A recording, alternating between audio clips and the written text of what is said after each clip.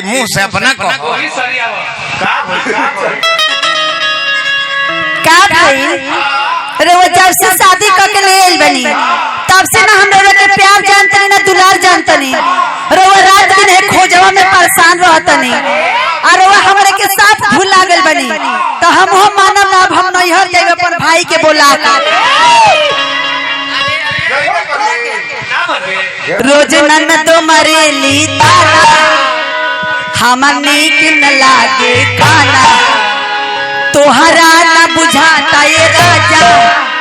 कैसे रहेली घर में जनाना तोहसे शादी कके हम तो पछतात बानी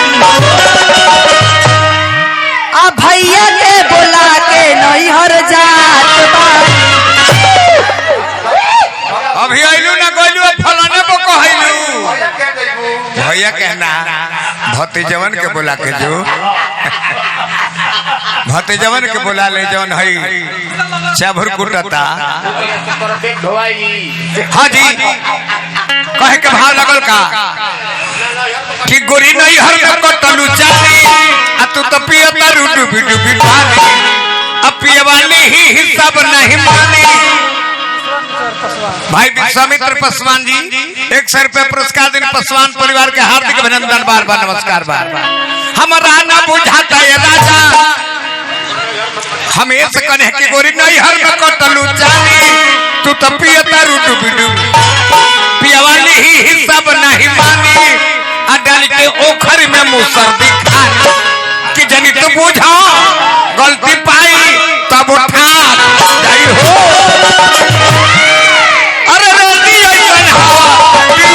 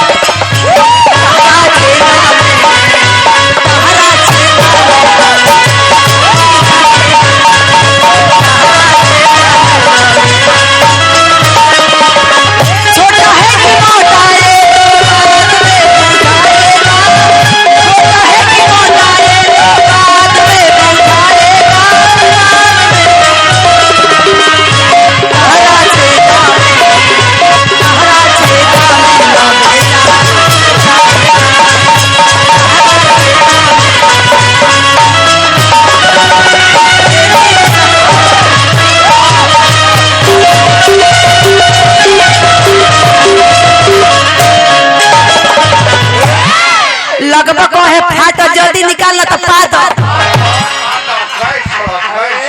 अभी हमारा खूटी मुखिया के भगना बारे मिंटू बाबू जे मंटू बाबू के माध्यम से हजारों रुपए पुरस्कार आई हार्दिक अभिनंदन शुभकामना तू हो डांसर ले आइल वो डांसर हो ओके वैसन थ्रेसर है जे जाना में धोकब तने मुहे भूसा अनाज दोनों बिगेले ढेर रेल बनू तो फट्टा बिग दिया वो जग बैठ जाए जरी एसी काले 10 रुपए वाली है नेटुइन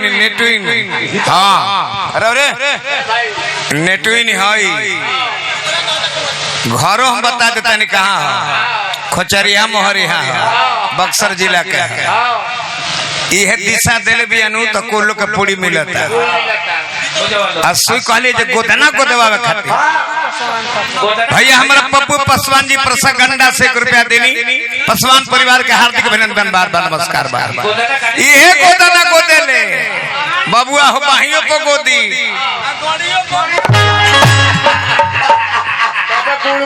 हाँ जहाँ चाहिए तो हमें तारा गोदी तारा गोदवावे के मनो के तो गोदवावा सुई हमारा लगे बा चेक करी भाई को तहार बोल के देखी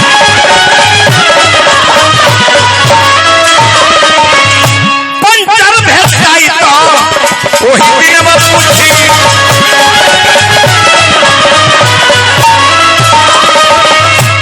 जनी तो बुझा कि सुलेशन लेके साथ जाई हो अरे गोरिया रेडी ऐसन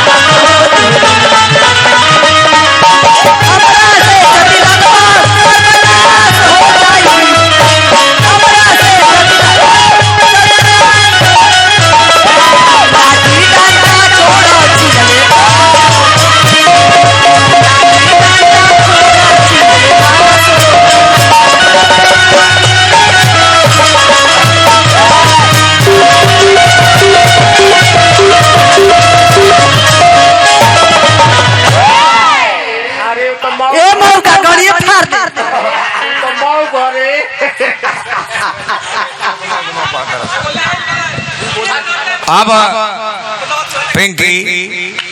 अपाहिज हमें अपाहिज के ढेर तंग मत करो। दिव्यांग लोग के छूट बा भारत सरकार से लेके प्रदेश के सरकार दिव्यांग हमें उनका पीठी पर मत बैठो। हवे गाँव का मौसी का लड़का आयल अच्छा भाई एगो रतन मास्टर किलाट बजावत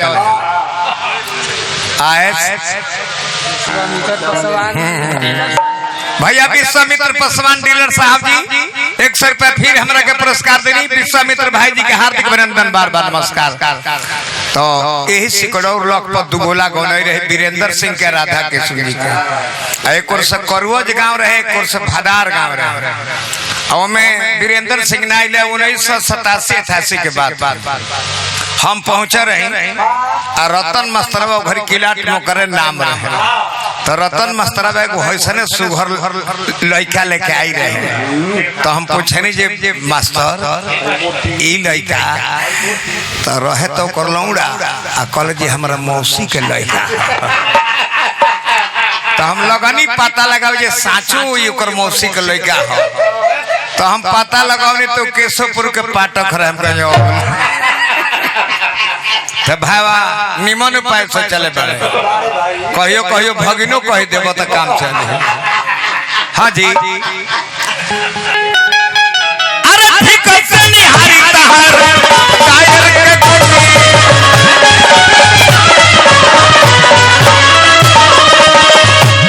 सरदा भाई को नहीं मन पड़े लेने हमरे गावे के पड़ रहे। हाँ जी हाथ डाल के खोजी तहार भीतर के